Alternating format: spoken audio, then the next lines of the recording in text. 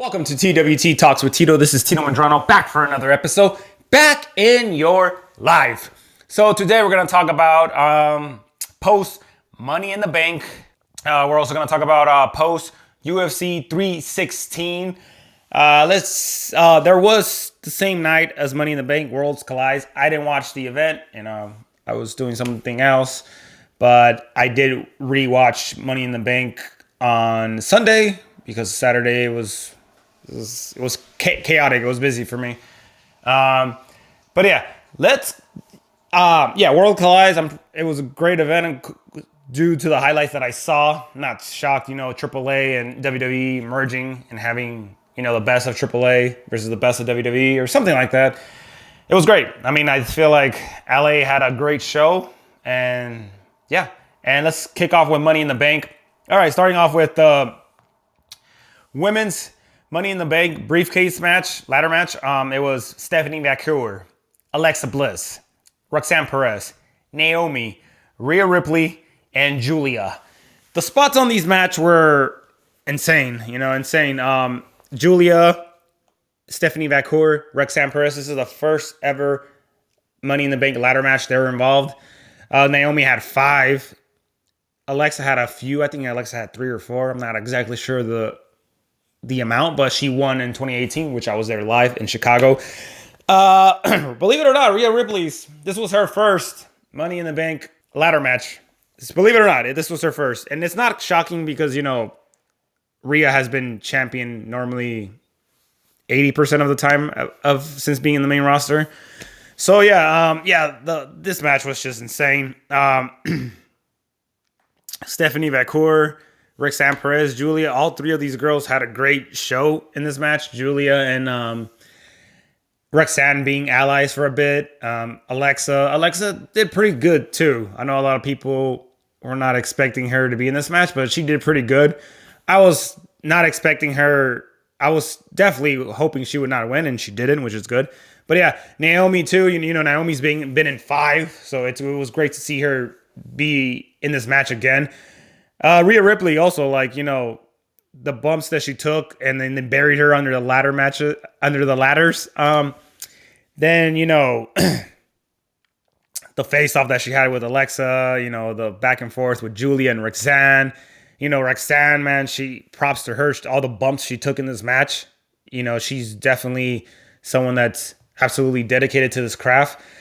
And but who ended up winning this match was Naomi. I was so happy that Naomi won because I feel like it was about time. And with the character change, with her being a heel, with the new theme song, it was about time Naomi is taking serious and being pushed. And her winning the Money in the Bank briefcase match. It was great.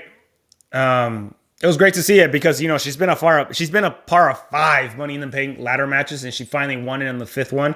So it was good to see her winning, and Naomi winning that briefcase. She can either cash it in on Io Sky, Tiffany Stratton. We don't know.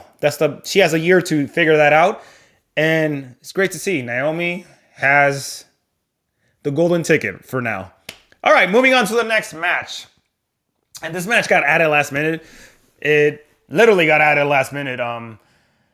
And this was for the WWE Intercontinental Champion, the champion Dirty Dominic Mysterio versus Octagon Jr. representing AAA. Well, this match was good. It was solid. Octagon Jr. is fantastic wrestler. All these guys from AAA, all these guys representing Mexico and Lucha Libre are amazing. And every time I see a talent from that region or from the Lucha Libre region is awesome. And, Dominic Mysterio, he's a luchador. He has that in his blood. His father being Rey Mysterio. Rey Mysterio. And Dominic Mysterio, good match against Octagon Jr. It was kind of fast, if I'm being honest. But overall, the match, it was a fast-paced match, too. Dominic Mysterio just keeps getting better and better every time I see him. He's just impressive. It's awesome. It's awesome to see him doing his thing and him being Intercontinental Champion. It's amazing because Rey Mysterio won it. Eddie Guerrero won it. And now he's a part of that legacy. It's great. It's great to see. And also, Raw will be on Phoenix today. Before Raw started, he put the IC title. He visited Eddie Guerrero's grave and put the IC title on Eddie Guerrero's grave, which was pretty cool to watch.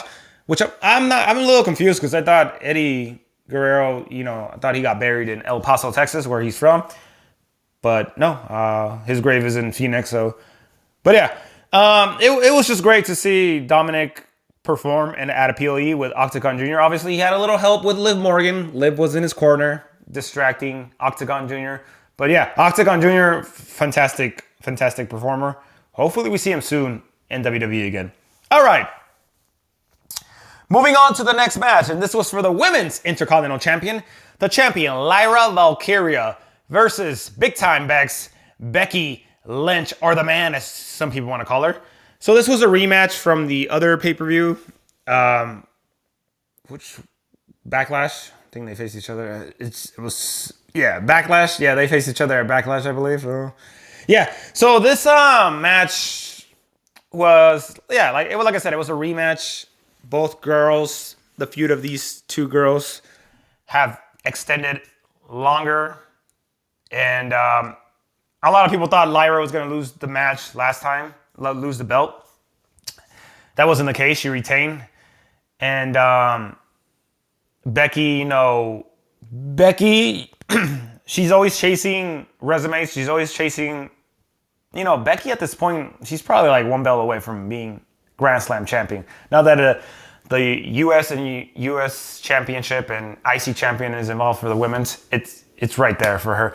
But yeah, this match was it was solid. It was all right. The winner of this match was gonna, if Becky won, Lyra would have to pick up her hand and say you're winner. But if Becky lost, she would never have the chance to face for the Intercontinental Champion as long as Lyra was champion. But yeah, Becky ended up picking this win. She got the trumps and she cheated her way to get this win. But hey, Becky's a heel, so she's going to do whatever it takes to get that dub. And yeah, that ended the 140 reign championship run that Lyra Valkyria had. And I don't care what anybody says, for being the first ever Intercontinental Champion women, Lyra Valkyria had a solid run with this belt. You know what I mean? She had a solid run. There's a reason why they put the belt champion. And Lyra just had a good run.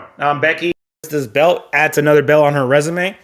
I mean, she's one belt away from being Grand Slam champion. The only belt she needs to win is probably the United States title belt and the North American women's title. But, she's not going back to NXT, so I don't see that happening.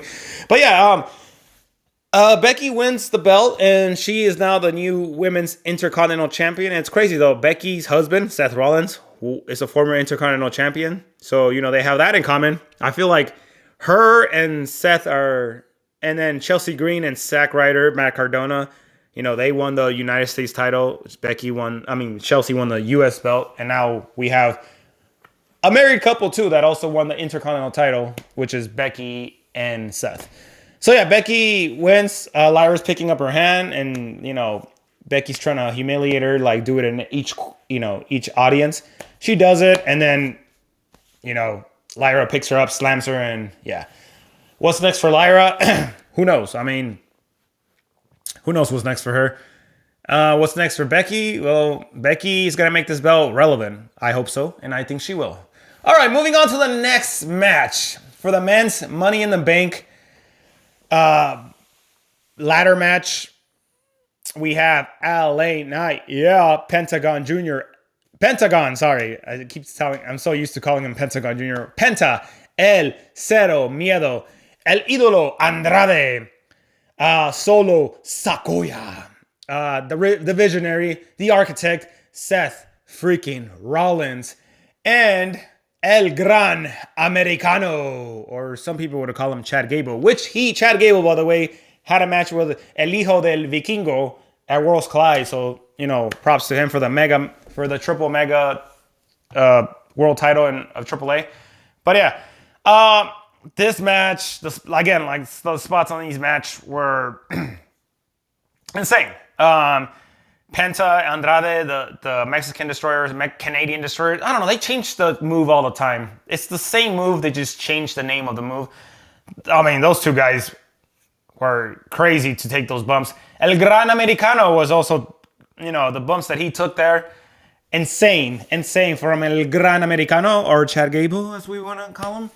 LA Knight, too. LA Knight had some good spots. Seth Rollins, Solo Sikoa. The thing about this match, a lot of interference was involved, which I'm not shocked. We have Seth Rollins in his faction. We have Solo Sikoa with, I don't even know if they're called the Bloodline still or the New Bloodline. Yeah, that happened. So what I noticed, here's the thing though. I'm a little shocked. Not shocked. I mean, it was bound to happen that he was going to win it, but I was hoping they would go a different route. I don't think he needed the briefcase, but that being said, yeah, we'll get to that in a bit. Let's get to the part where, Braun Breaker and Bronson Reed show up and they make madness. They pretty much take out everyone. Take out Andrade, they take out Andrade, they take out Penta, they take out El Gran Americano, I think. Oh, no, wait. LA Knight. So they just go and they make mayhem on everything. And then they're eyeing Solo. And I'm like, oh, they're going after Solo. Then Jacob Fatu and JC Mateo, which is Jeff Cobb, but that's his name in WWE now, JC Mateo. They come out and they come over there for the rescue. And, there's a little square off between all guys. Braun Breaker spears JC over the ramp, and Jacob Fatu, takes care of Bronson Reed, takes care of everyone else, and Jacob Fatu gets the big ladder for Solo Sikoa, puts the ladder, and then tells Solo go for it. Solo's going. He's touching the briefcase. Solo grabs his leg, and looks at him. And says, Solo, I hate you. And takes him down, attacks him,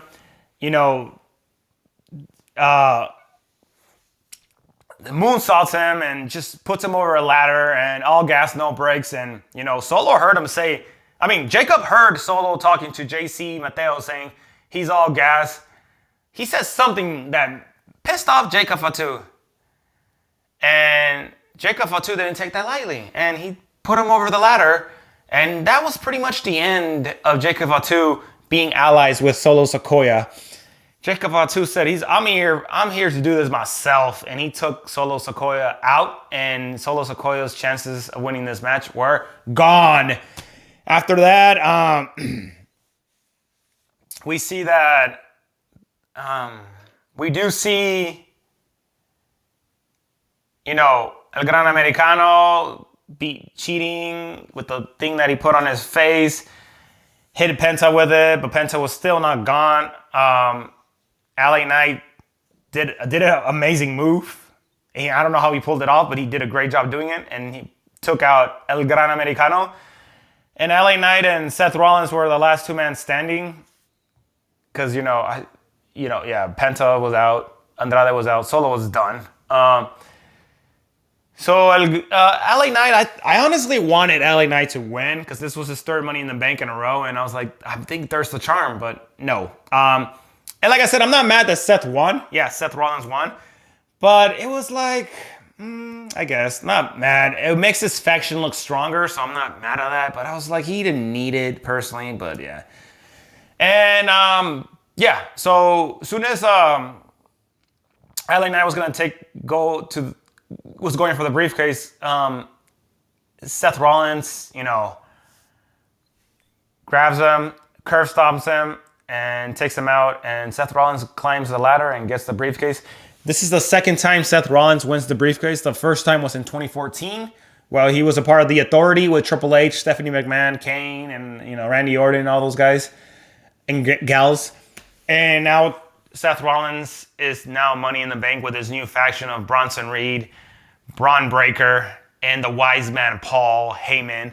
Should be interesting what happens tonight on Raw. And yeah, and props to Stephanie McCool. I forgot to mention this. She did SmackDown. She did Worlds Collide. She did Money in the Bank. And she's going to do Raw this tonight, I'm sure. She is a workhorse. I'll throw that out there. But yeah, Seth Rollins won Money in the Bank. And kudos to him. He's the second person that does that. Edge did it twice, even though that the second time they took it off Mr. Kennedy. CM Punk won it back-to-back in 08 and 09. WrestleMania 24, 25. Exact, yes. And Miz won it in 2010, then won it in 20... I think he won Money in the Bank. Did he win it in Money in the Bank WrestleMania? I think he won it at WrestleMania 26. Yes. Yes. And won it during the pandemic when Otis won Money in the Bank, but they took it away from him. Miz got it, and yeah. So it's been only 4 guys to win Money in the Bank twice. All right, moving on to the main event. This was a tag team match.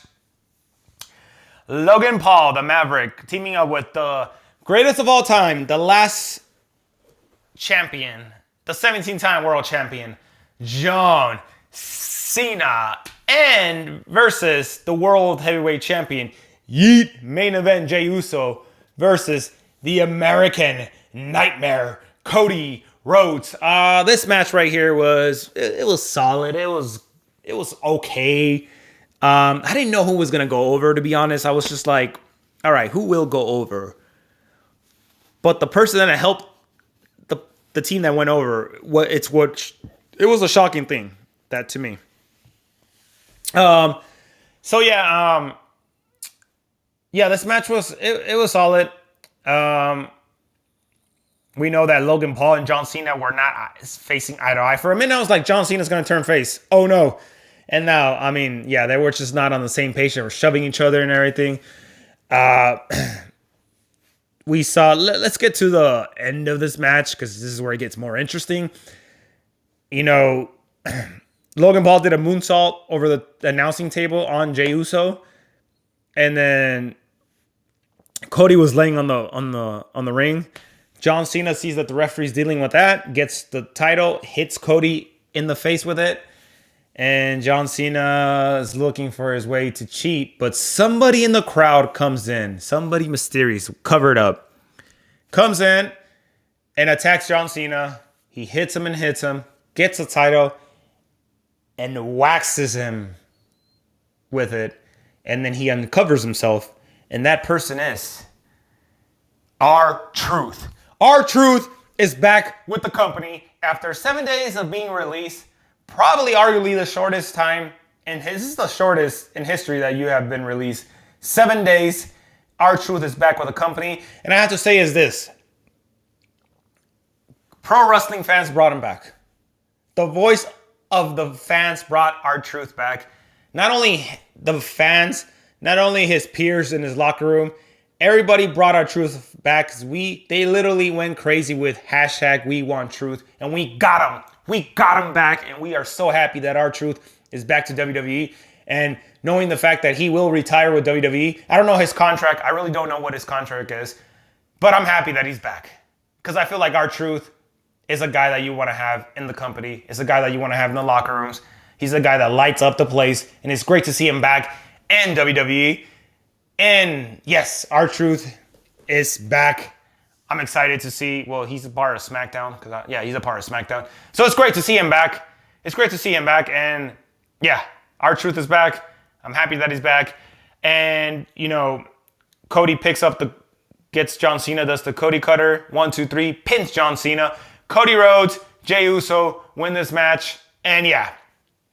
What is your thoughts on Money in the Bank? I thought it was, I'm going to give it a 7 out of 10. It could have been better, but I'm not complaining. It could have been better. It really could have been better. But yeah, that was Money in the Bank. A lot of great things happened in Money in the Bank. R-Truth coming back. Naomi winning Money in the Bank briefcase. Becky winning the IC belt, which I think it would be great for her because she's going to elevate that belt. Props to Lyra Valkyria, though.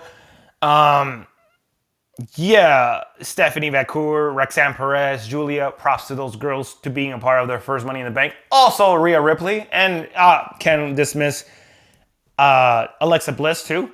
Money in the Bank for men. Andrade, Penta, great show.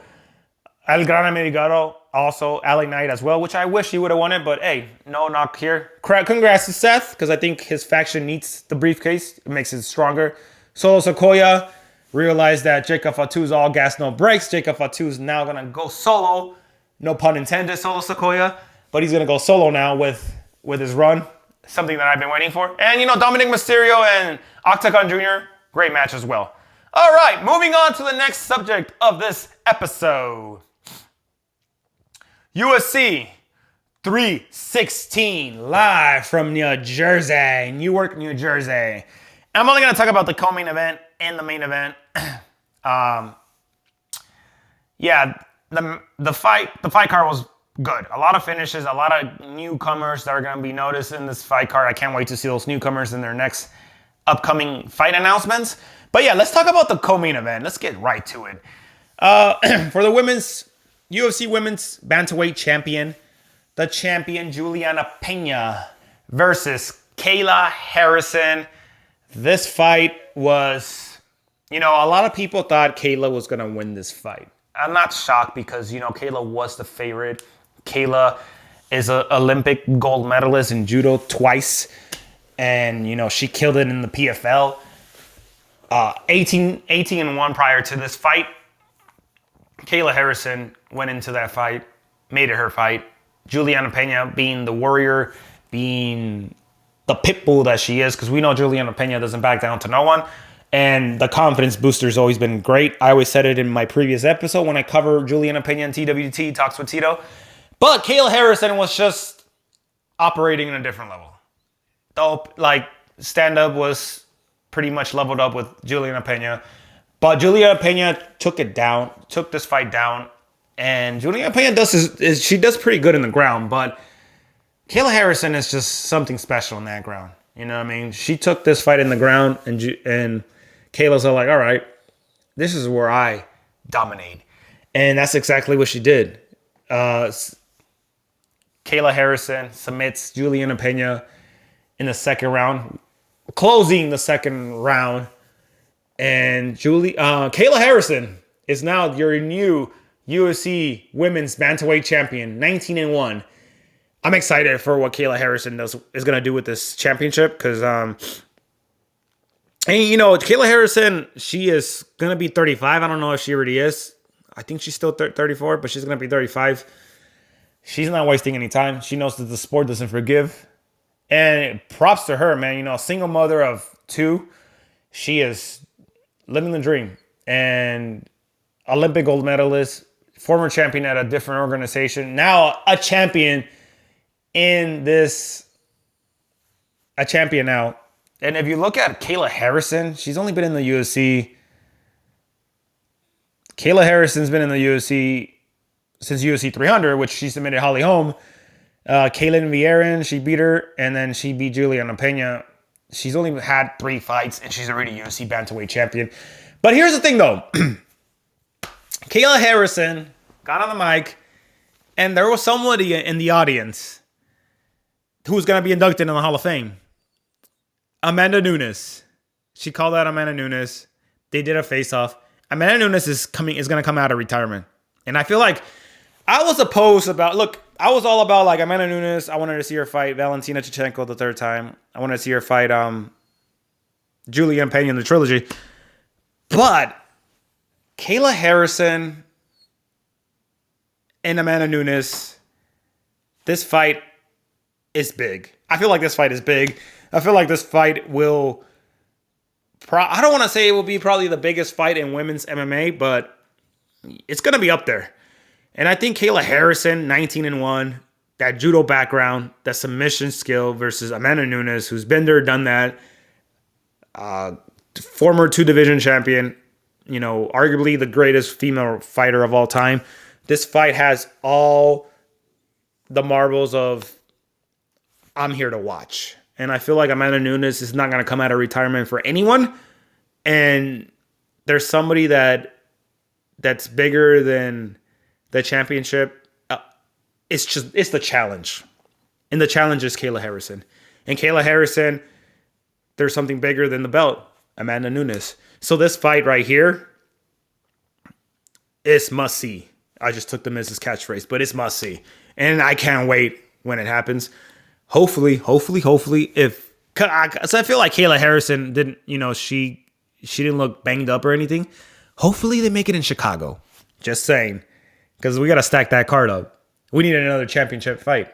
So hopefully they do it in Chicago. Just saying, August. I mean, Kayla Harrison. I don't know if Kayla Harrison is ready to go into another training camp, but it's probably not going to happen in Chicago. I'm just saying, just throwing a suggestion out there, but yeah.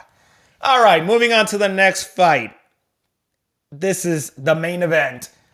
This is the bantamweight conversation right now. The UFC bantamweight champion Merab Dvalishvili versus former UFC bantamweight champion Sugar Sean O'Malley. This fight right here. I talked a lot about Merab suffocating, taking down Sean O'Malley in the first fight.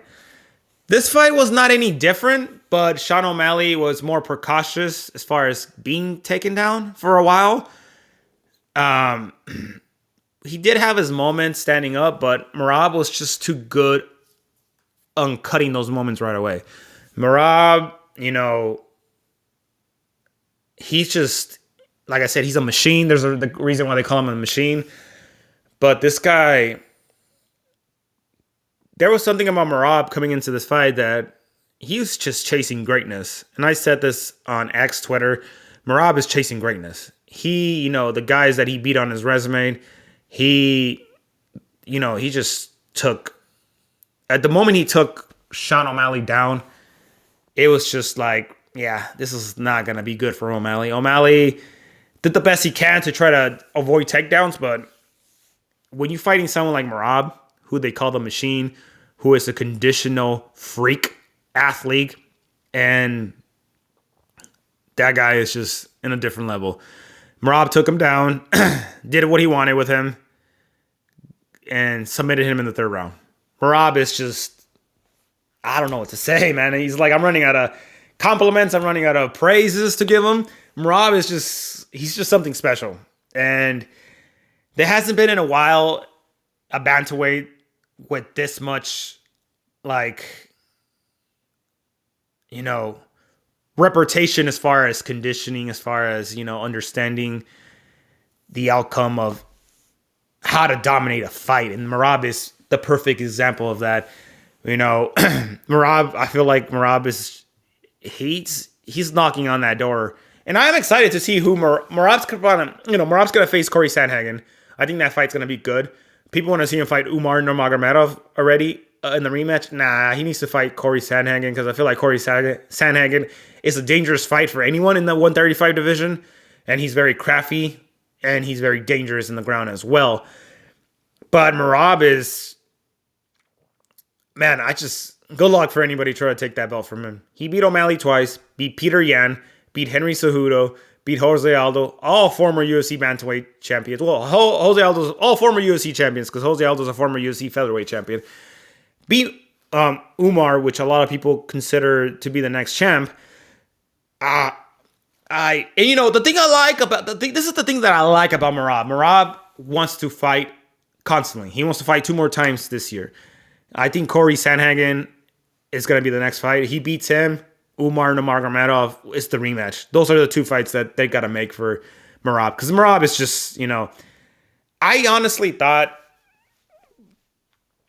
I feel like this fight, I'm not saying that the first, it was not competitive. It's just like, we know that Sean O'Malley was injured in his first fight. But he beat Sean O'Malley 100% healthy. And it finished him. Merab he's operating in a different level. I think Merab, he's knocking on that pound for pound list, top 5. I won't be surprised by the end of this year, he's top 3. But yeah, Merab, I'm excited to see Merab fight next. Him and Corey Sandhagen, that fight's going to be good. Chicago, why not? We can put that fight in Chicago. Just saying. But yeah, Merab, 2 title defense. He's chasing number 3. I think there hasn't been a bantamweight in the history of the bantamweight division that has had 4 title defense. I know his training partner and good friend, Aljamain Sterling, had 3, but there hasn't been a champion that has had 4. I won't be surprised if Merab gets 4 this year. So yeah, yeah. What's next for Sugar Sean O'Malley? He did lose to Merab twice. What would make sense for him at 135? I'm not sure, to be honest. I'm not sure. I personally want to see Sean O'Malley go up weight, 145. I think the weight cut is probably grueling for him at this point of his career. He is 31, I believe. I think he's 31. Yeah, he's going to be 31, or he is 31. So, I mean, the weight cut is probably grueling at around that age. So, Sean O'Malley, 145, featherweight division. I want to see that happen. Yeah. And with that being said, guys, thank you guys so much for tuning in to today's episode. We had to do the post UFC 316, post Money in the Bank. We'll see what happens next episode. Stay tuned. But with that being said, guys, thank you guys so much for tuning in to today's episode. This is TWT Talks with Tito. This is Tito Madrano. I'll see you guys in the next episode. You guys take care. Bye.